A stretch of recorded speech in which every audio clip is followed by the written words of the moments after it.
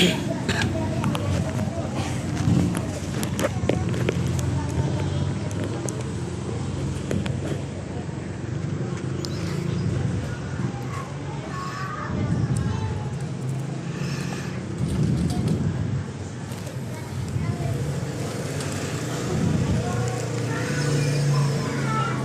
mulai. Bismillahirrahmanirrahim. Assalamualaikum warahmatullahi wabarakatuh.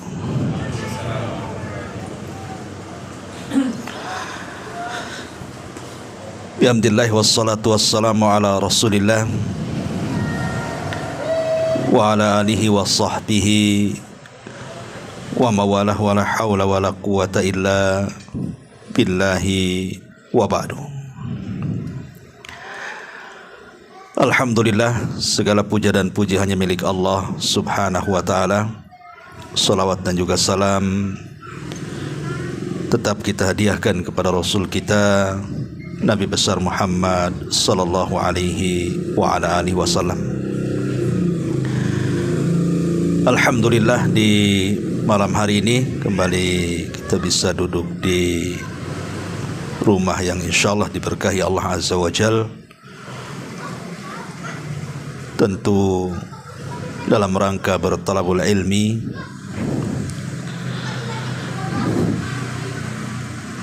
Dan malam ini pembahasan yang kita akan bahas seputar keajaiban kurma, seputar keajaiban buah kurma. Tentu kurma ini bukan buah sembarang, apalagi kurma tertentu yang disebut dengan ajwa, di mana Nabi SAW sampai mengatakan al-ajwatu minal jannah. Jadi kurma ajwa itu dulu asalnya dari sorga. Wa hiya shifa'un minas sum, kata Rasul, dan dia bisa menjadi obat dari racun. Artinya ketika Nabi SAW mengatakan bahwa ajwa itu berasal dari sorga, maksudnya asal daripada kurma pertama yang ada di bumi ini. Karena makhluk-makhluk sorga yang diturunkan ke dunia ini macam-macam. Ada Hajar Aswad. Hajar Aswad itu dari sorga. Dulunya warnanya putih bersih dan bersinar, tapi karena dosa-dosa anak Adam sehingga menjadi hitam, maka disebut Hajar Aswad, batu hitam. Kemudian makom Ibrahim. Kalau makom Ibrahim itu dibuka, maka di situ ada yakut, ada batu dari yakut, dan itu dari sorga. Di situ ada bekas telapak kaki Nabi Ibrahim. Termasuk juga sungai Nil dan Efrat. Air yang pertama yang memenuhi sungai Nil dan Efrat itu dari sorga. Kalau sekarang ya bukan, maksudnya asalnya.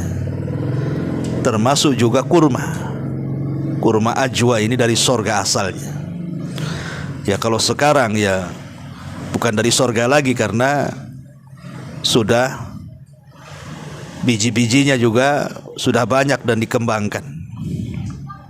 Samalah istilah Adam itu dari tanah kan itu, tapi kan turunannya bukan dari tanah. Kalau badan kita kemudian diiris pisau kan nggak keluar tanah, keluar darah kan itu ya. Jadi maksudnya di sini asalnya. Maka malam ini kita akan mencoba menggali tentang rahasia di balik kurma ini. Di dalam Al-Quran, Allah Subhanahu wa ta'ala menyebut 22 kali kurma itu. Salah satunya disebutkan dalam surah An-Nahl ayat 10 dan 11. Allah Subhanahu wa ta'ala mengatakan, huwallazi anzala minas sama'i ma lakum minhu syarabun wa minhu syajarun fihi tusimun. yumbitu lakum bihi zar'ah waz zaitun wan nahil. Wan nakhil artinya kurma, wal a'nab wa min kulli thamarat inna fi dzalika laayatin liqaumi yatafakkarun. Dialah yang telah menurunkan hujan dari langit. Untuk siapa? Untuk kalian. Sebagiannya menjadi minuman, sebagiannya menyuburkan tumbuh-tumbuhan yang pada tempat-tempat tumbuhnya kamu mengembangkan ternakmu. Dia menumbuhkan bagi kamu dengan hujan itu tanaman-tanaman seperti zaitun, kurma, anggur dan segala macam buah-buahan. Sesungguhnya pada yang demikian itu benar-benar ada tanda-tanda kuasa Allah bagi kaum yang mau berfikir. Di sini Allah sebutkan kalimat nakhil, kurma. Kemudian juga dalam surah Maryam, ketika menceritakan tentang kelahiran Isa bin Maryam, bagaimana Maryam ketika itu sedang bersandar di pohon kurma kan itu. Kemudian Allah memerintahkan untuk menggoyang pohon itu. Maka berjatuhanlah kurma-kurma rutab, kurma-kurma basah itu. Maka Allah mengatakan fakuli washrabi wa qarri ainan fa imma tarayanna minal bashari ahadan faquli inni nadartu lirrahmani sauman fala ukallimal yauma insiya. Maka makanlah, maksudnya makan dari kurma yang jatuh itu, yang Allah mengatakan tusakit aliki rutaban janiya, maka akan berguguran kurma-kurma basah itu. Maka Allah mengatakan makan, kemudian minum dan bersenang hatilah dengan makanan dan minuman itu. Kemudian Allah Subhanahu wa taala juga mengatakan dalam surah Yasin 34, wa ja'alna fiha jannatin min nakhil wa a'nabin wa fajjarna fiha minal uyun. Dan kami jadikan padanya kebun-kebun kurma dan anggur, dan kami pancarkan padanya beberapa mata air. Ma'asyiral muslimin yang dimuliakan Allah Subhanahu wa taala, pembahasan kita adalah sebuah riwayat atau beberapa riwayat, nanti kita akan bentangkan, di mana Nabi SAW bersabda dalam sebuah hadis yang dikeluarkan oleh Bukhari dan Muslim dari sahabat Sa'ad bin Abi Waqqas radhiyallahu anhuma. Kata Nabi SAW, man tasabbaha bi sab'i tamarati ajwa lam yadurrahu dhalikal yawma summun wala sihrun. Barang siapa yang mengkonsumsi 7 butir kurma ajwa di pagi hari, maka pada hari itu dia tidak akan terkena racun dan tidak mungkin tersentuh sihir. Dalam riwayat yang lain, Nabi SAW mengatakan dalam riwayat Bukhari, man istabaha kulla yaumi tamarati ajwa lam yadurrahu summun wala sihrun dhalikal yawma ila laili. Barang siapa di pagi hari dia mengkonsumsi beberapa kurma ajwa, maka tidak akan tersentuh racun, begitu juga sihir, mulai dari hari itu sampai malam hari. Dan dalam riwayat, man akala sab'a tamaratin mimma baina labataiha hina yusbih lam yadurrahu summun hatta yumsi. Maka barang siapa yang memakan 7 kurma dari kurma-kurma Madinah sampai waktu pagi, maka di waktu pagi maka dia tidak akan terkena racun sampai waktu sore. Dan banyak riwayat-riwayat soal keampuhan dan keajaiban makan kurma ajwa ini.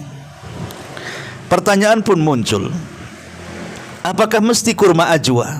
Maksudnya kurma ajwa itu kurma yang tumbuh di kota Madinah. Jadi kurma ini hanya ada di Madinah saja dan tidak tumbuh di daerah-daerah lain.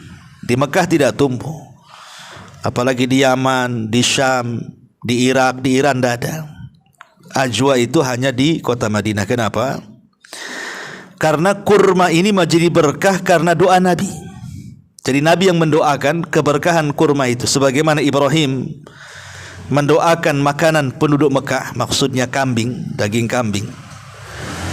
Maka Nabi SAW mendoakan keberkahan makanan penduduk Madinah. Jadi kalau makanan penduduk Mekah yang mendoakan berkah siapa? Nabi Ibrahim.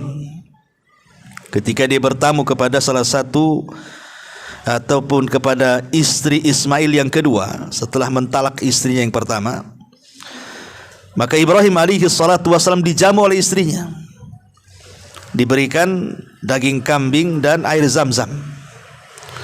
Maka Ibrahim alaihi salatu wasallam kemudian mendoakan makanan itu, dan Ibrahim mengatakan, Allahumma barik fi ta'amikum wa syarabikum. Ya Allah, semoga engkau berkahi makanannya, maksudnya daging kambingnya itu, dan juga air zam-zamnya. Makanya sejak itu daging-daging kambing di kota Mekah itu berkah. Orang Mekah walaupun makan kambing sehari 5 kali nggak ada kolesterol, nggak ada darah tinggi, nggak kayak kita. Coba antum beli kambing di Temyang situ, sebulan aja 3 kali sehari, pagi siang sore, pagi siang sore. Apa nggak tumbang tuh bulan depan? Naik semuanya, darahnya naik, kolesterolnya naik, semua naik. Ya, belakangan karena kambing yang ngambil dari Temyang, kita pula diantar ke Temyang. Ya, ke kuburan Temyang sana. Lah Nabi mendoakan penduduk Madinah, maksudnya mendoakan makanan mereka, karena orang Madinah kan mengkonsumsi kurma. Makanya jadi berkah kurma Madinah itu karena doanya Nabi yang disebut dengan kurma ajwa. Ya memang kurma itu banyak macamnya lah. Salah satunya ada kurma ajwa, kurma Madinah itu. Lah apakah hanya kurma ajwa saja yang kalau kita makan di pagi hari kita tidak akan terkena sihir, kita tidak akan terkena racun sampai malam hari? Ataukah semua kurma bisa kita makan dan khasiatnya sama? Itu yang jadi pertanyaan. Di sini menjadi khilaf para ulama. Saya akan sebutkan khilafnya. Sebagian para ulama mereka mengatakan bahwa seperti yang dikatakan Al-Imam Al-Qurtubi rahimahullahu taala. Dia mengatakan zahirul ahadits khususiyatu ajwatil madinati bidaf'is summi wa ibtalis sihri. Kata Imam Qurtubi rahimahullahu taala, kalau melihat zahir hadis, maksudnya lahiriah hadis yang kita pahami, seolah-olah Nabi SAW hanya menghususkan kepada kurma ajwa Madinah saja. Karena riwayat-riwayatnya kan bercerita masalah ajwa yang bisa menolak racun dan sihir itu. Beliau mengatakan seperti itu. Tetapi kata beliau, lakin qad qala ulama'un akharun, tetapi sebagian ulama yang lain mengatakan, illam yajid tamran min tamaratil madinati, kalau memang kita tidak mendapatkan kurma ajwa, nggak ada kan, memang agak sulit kan itu ya, dapatinya sulit juga, harus pesan sama orang umroh atau haji yang ke sana kan. Kalaupun kita beli mahal pula ajwa itu di sini. Ya, kata beliau, falyastakhdim min ayyi tamrin indahu, maka boleh semua kurma yang jelas dia kurma itu bisa manfaatnya sama. Kurma apa saja, yang penting dia kurma. Ya, jangan kurma Jawa. Kalau kurma Jawa itu dari gula. Dia bukan dari pohon dia. Itu namanya cermai, itu apa itu, buah cermai yang kayak kurma itu kan. Nah, itu bukan itu. Maksudnya ya kurma, ma'ruf lah kurma kan itu ya. Maka kata beliau boleh semua kurma bisa dimakan. Dalilnya adalah hamlan lil muqayyadi 'alal mutlaq. Membawa dalil yang terikat kepada yang mutlak. Karena masalahnya tidak ada, kita mau cari ajwa agak sulit, cemana pula kan itu. Maka dibolehkan kita mengambil kurma apapun, itu manfaatnya sama, kata Imam Qurtubi.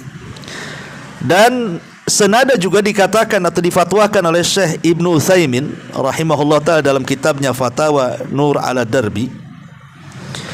Apa kata Syekh Utsaimin? Wa kana syekhuna, adalah syekh kami, guru kami, Ibnu Sa'di, ma'ruf ya, Syekh Sa'di pengarang kitab tafsir Kalimur Rahman itu gurunya Syekh Utsaimin, berpendapat yara anna dzalika ala sabili tamtsil. Adapun hadis yang menghususkan dengan kurma ajwa itu, maksudnya Rasul tidak memaksudkan ajwa, bukan, tetapi hanya memberi contoh. Bahwa di antara sekian kurma itu contohnya ajwa gitu maksudnya. Bukan maksudnya itu hanya kurma ajwa, yang lain tidak. Enggak, bukan begitu maksud hadis itu. Kata Syekh Utsaimin mengambil perkataan gurunya, maksudnya Rasul ketika menyebutkan ajwa itu ala sabili tamtsil, hanya sekedar memberikan contoh. Semua kurma sama manfaatnya, tapi contohnya adalah ajwa gitu maksudnya. Kemudian beliau mengatakan wa annal maqsud at-tamru mutlaqo, yang dimaksud hadis itu adalah kurma secara mutlak, secara umum. Bahwa kalau kita mengkonsumsi kurma apapun di pagi hari 7 butir dengan diniatkan untuk menghilangkan atau menolak racun dan sihir, maka manfaatnya sama dengan ajwa. Dan Syekh bin Baz rahimahullahu taala juga mengatakan wa yurja an yanfa'allahu bidzalika tamar kullahu, dan diharapkan Allah memberikan manfaat kepada hadis itu, maksudnya kurma secara umum. Walaupun kata beliau secara nas memang ditunjukkan kepada kurma Madinah, kurma tamar maksudnya, tetapi beliau mengatakan wa yurja annallaha yanfa bi baqiyati tamri, tapi saya mengharap, kata Syekh bin Baz, bahwa manfaat itu bukan hanya sekedar kurma Madinah saja, tapi semua kurma. Dari sini kita tahu terjadi khilaf ulama kan. Ada yang mengatakan menghususkan kurma ajwa itu kalau kita dapat. Kalau memang kita bisa beli atau bisa pesan pakai kurma ajwa, alhamdulillah kan, berdasarkan nas hadis jelas gitu ya. Tapi kalau seandainya tidak dapat, macam mana caranya? Ya, sementara yang datang ke kita ini kurma-kurma yang ma'ruf, apalagi kalau sudah bulan Ramadan kan banyak tuh kurma tuh kan itu. Lah, maka kalau kita melihat fatwa atau perkataan Syekh Utsaimin, kemudian juga Syekh bin Baz dan sebelumnya Al-Imam Al-Qurtubi dan yang lainnya mengatakan bahwa kalau kita tidak mendapatkan kurma ajwa, maka boleh kurma-kurma yang lainnya. Itu sama manfaatnya. Ya, wallahu alam. Karena di sini kita tahu bahwa kurma ini adalah salah satu makanan kesukaan Nabi. Jadi kurma itu adalah makanan kesukaan Nabi. Bahkan sepanjang hidup Nabi SAW itu paling banyak makan kurma. Kita tahu bahwa Nabi SAW itu kan mengkafil makanan yang dimakan Ashabus Suffah. Ashabus Suffah ini adalah orang-orang miskin yang tinggal di Masjid Nabawi. Mereka bermulazamah dengan Nabi SAW dan mereka diberi makan sama keluarga Nabi, istri-istri Nabi. Lah, kehidupan Nabi kita tahu pas-pasan.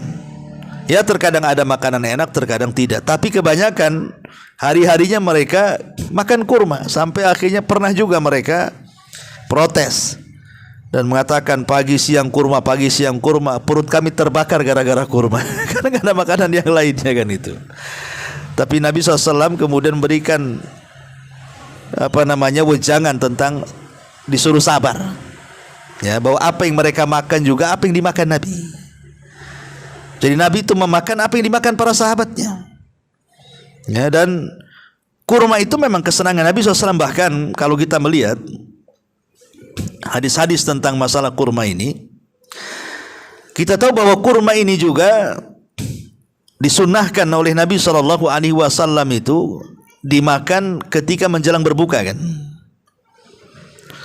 Menjelang berbuka itu kita disunnahkan memakan kurma tuh. Yang pertama kali kan makan kurma dulu, baru kolak kan gitu. Kalau kita kolak dulu baru kurma. Kadang-kadang nggak mau kurma ya kolak langsung, kalau bisa goreng bakwan kan itu ya. Padahal sunnah itu ndak gitu. Ya, disunnahkan kita itu makan tamar dulu, kurma dulu.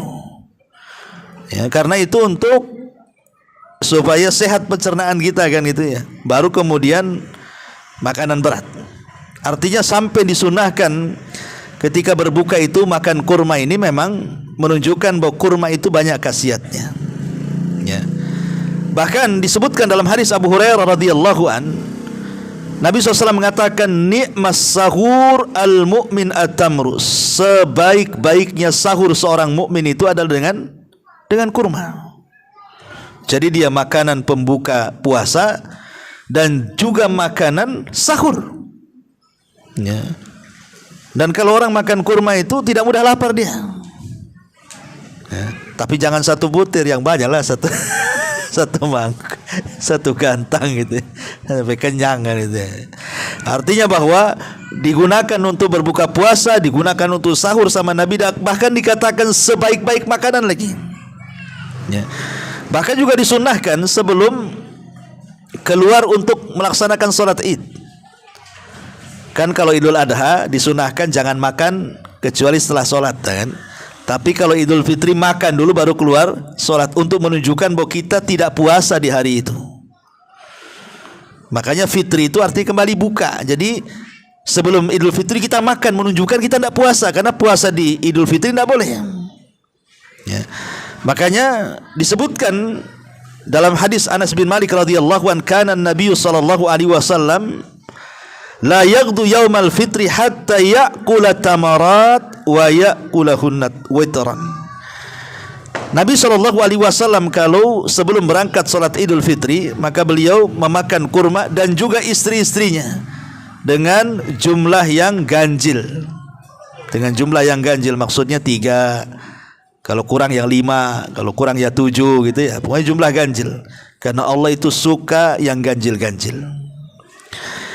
Ma'asyiral muslimin yang dimuliakan Allah Azza wa Jalla, termasuk juga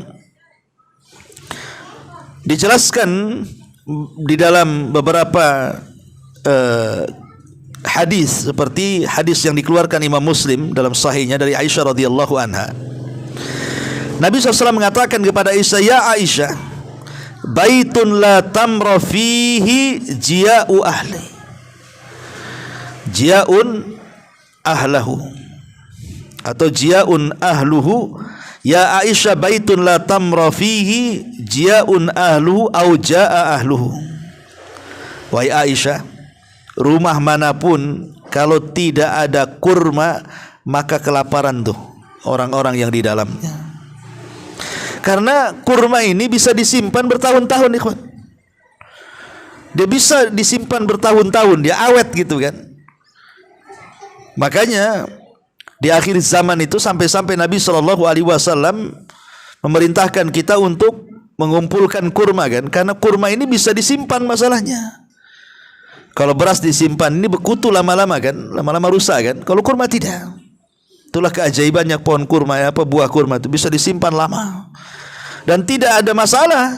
Ya, kalau buah-buahan yang lain jeruk seminggu saja sudah busuk, kan itu ya, nggak bisa dimakan. Kalau kurma tidak. Karena ini keajaiban buah kurma ini. Bahkan ada sebuah riwayat dari Sunan Abi Dawud, diceritakan dari Mujahid dari Sa'ad bin Abi Waqqas. Apa kata Sa'ad bin Abi Waqqas? Dia mengatakan, maridtu maradan, satu hari aku sakit, kata Sa'ad.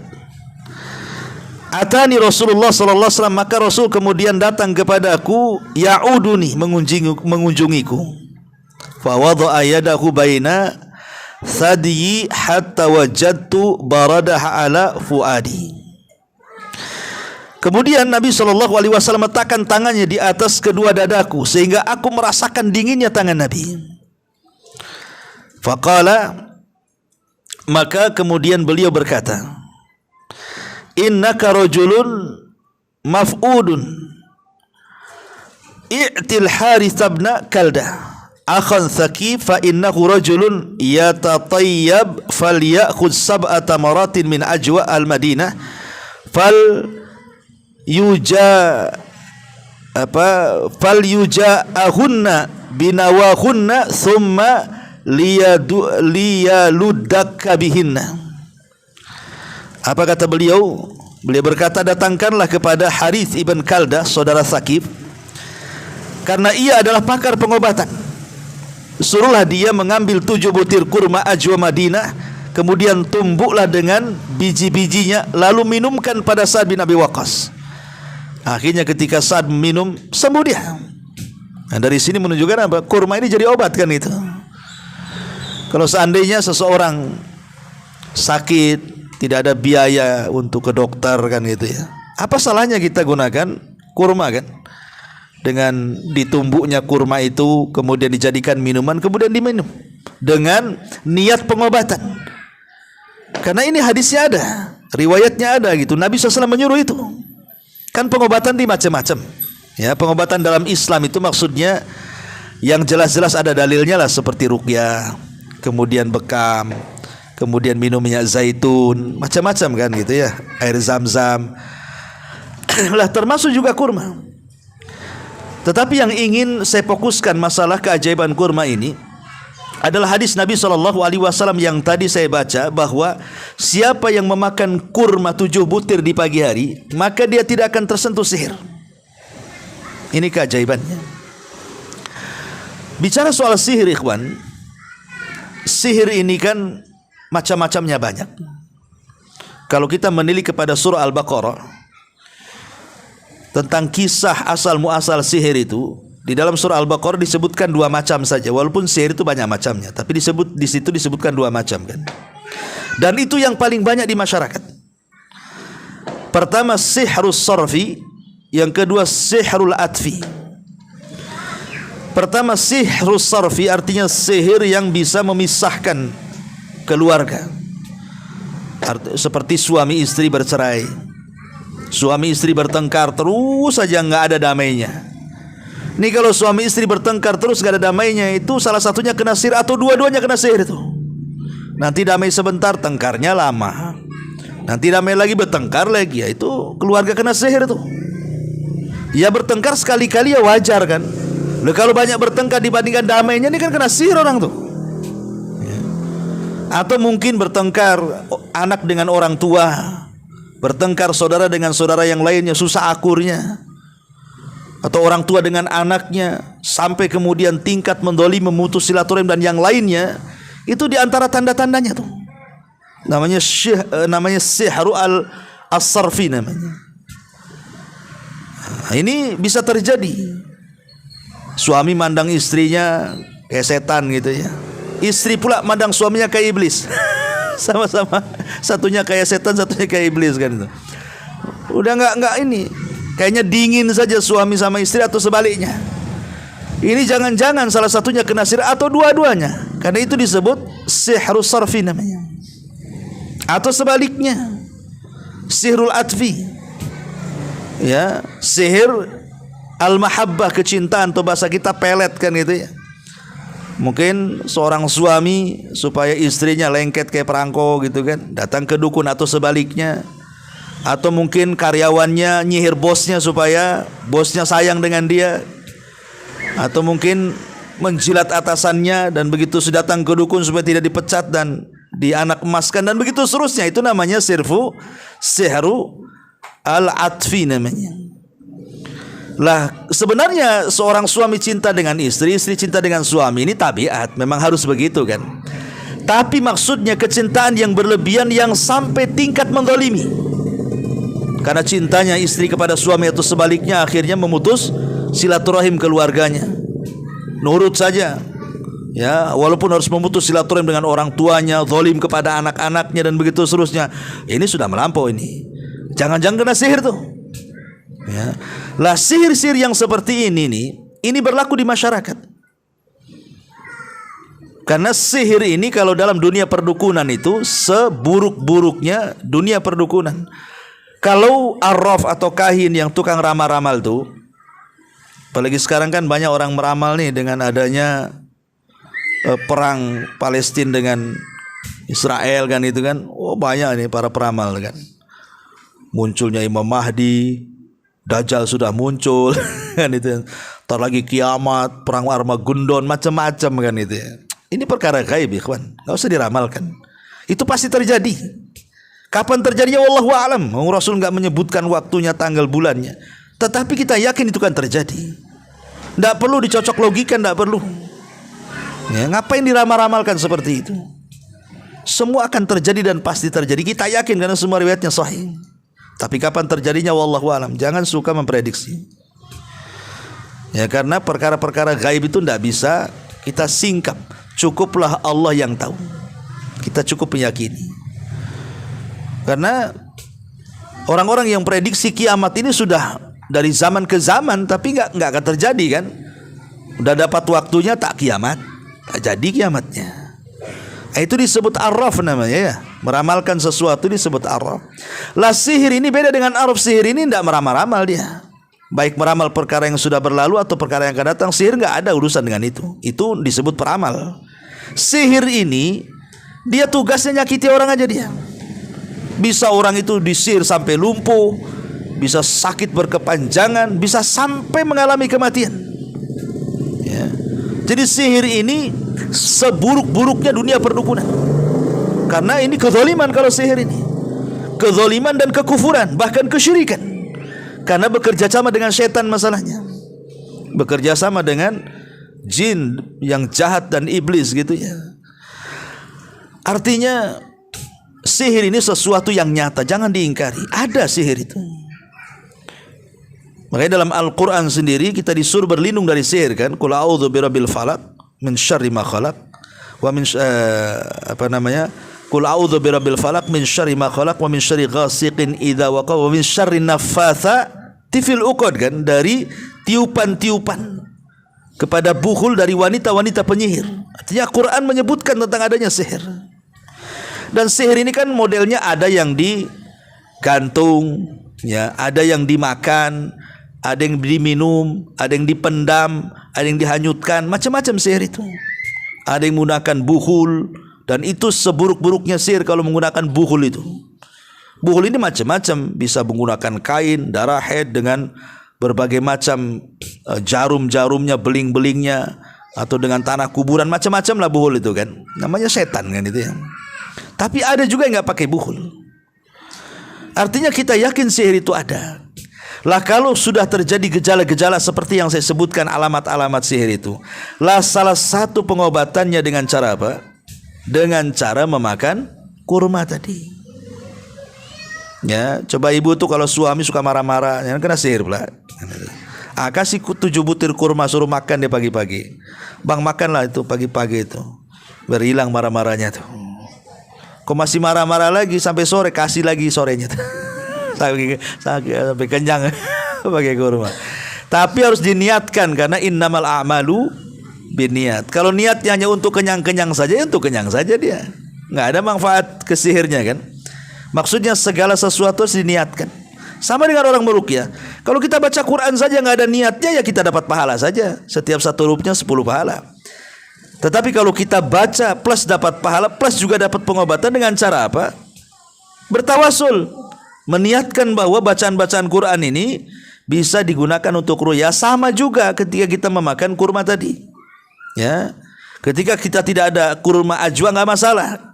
Ya, pakai kurma-kurma yang lainnya juga bisa. Kita bisa, dan itu bentuk perlindungan sebenarnya. Tidak harus nunggu kena sihir dulu baru makan kurma, tidak. Kita bisa konsumsi tiap hari, ya. Beli kurma lah 1 karung di rumah tuh. Kan kurma apalagi Ramadan kan banyak tuh dibuang-buang. Ambil aja lah, taruh di rumah. Kalau orang tidak tahu keutamaannya, biasanya malas makan. Tapi kalau orang tahu keutamaannya, biasanya rajin makan. Makanya kalau pas banyak-banyaknya kurma itu, kumpulin aja di rumah. Nah, itu bisa kita konsumsi setiap pagi 7 butir dengan niat kesembuhan, terhindar dari sihir, terhindar dari racun. Kita kan tidak tahu, ya, boleh jadi kita tersengat apa kan itu ya, entah tersengat kalajengking, tersengat nyamuk, tersengat semut, apalah binatang-binatang yang beracun, kita tidak tahu. Maka di sini dengan memakan kurma itu bisa terhindar dari itu tuh. Lebih daripada itu, terhindar dari sihir lagi. Dan sihir ini salah satu cabangnya adalah orang yang hasad. Ya, orang yang hasad di sekeliling kita itu. Tidak mesti orang datang ke dukun untuk menyihir kita itu. Karena orang yang hasad itu di matanya ada sihir tuh, yang disebut dengan penyakit ain, namanya penyakit mata. Makanya Rasulullah SAW itu berlindung dari penyakit mata orang hasad. Dan kebanyakan orang meninggal ini gara-gara penyakit ain. Ya, kebanyakan orang meninggal itu rata-rata karena terkena penyakit ain.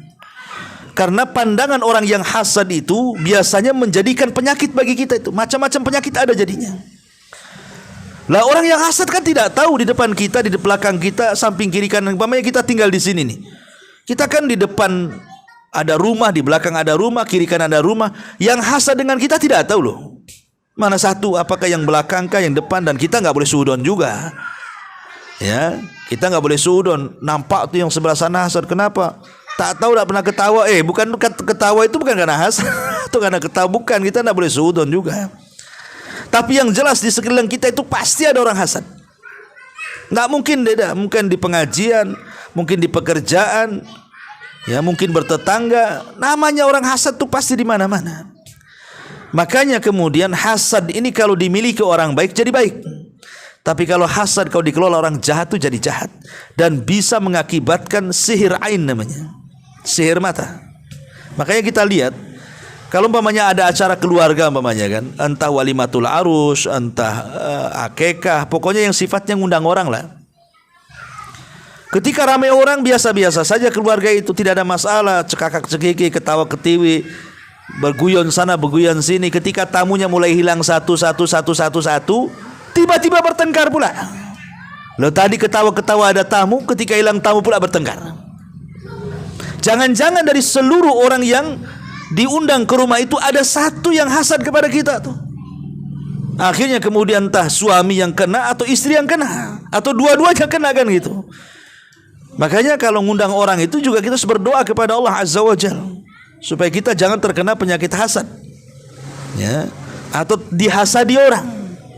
Dengan cara apa? Bertawud kepada Allah, baca muawwidhataini, supaya jangan orang-orang yang datang itu membawa penyakit hasad kepada kita. Itu sering terjadi itu.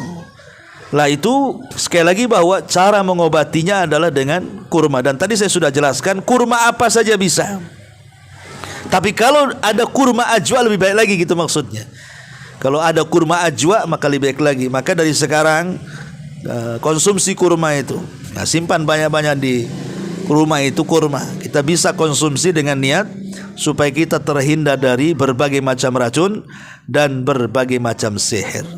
Dan kurma sendiri adalah makanan yang disukai Nabi sallallahu alaihi wasallam. Wallahu a'lam bishawab. Ini yang bisa sampaikan, dan tetap saya ingatkan ini tanggal 31 Desember, artinya tepat pada pukul 12.00 pergantian tahun. Maka nasihatkan kepada anak-anak kita, terutama anak gadis ya gitu kan. Jangan keluar. Sudah pulang dari pengajian, pulang. Ya, kalaupun memang ingin cari makan ya sebatas cari makan, pulang lagi. Nggak perlu ditunggu-tunggu sampai jam 12 malam, ngapain? Jam 12 malam itu nanti akan datang juga, nggak ditunggu juga akan datang. Ya ngapain juga keluar, karena banyak kemungkaran. Yang kita khawatirkan bukan masalah itu. Umar bin Khattab mengatakan, hindari perayaan-perayaan musuh-musuh kalian. Fa inna sukhtatallahi tatanazzal alaihim.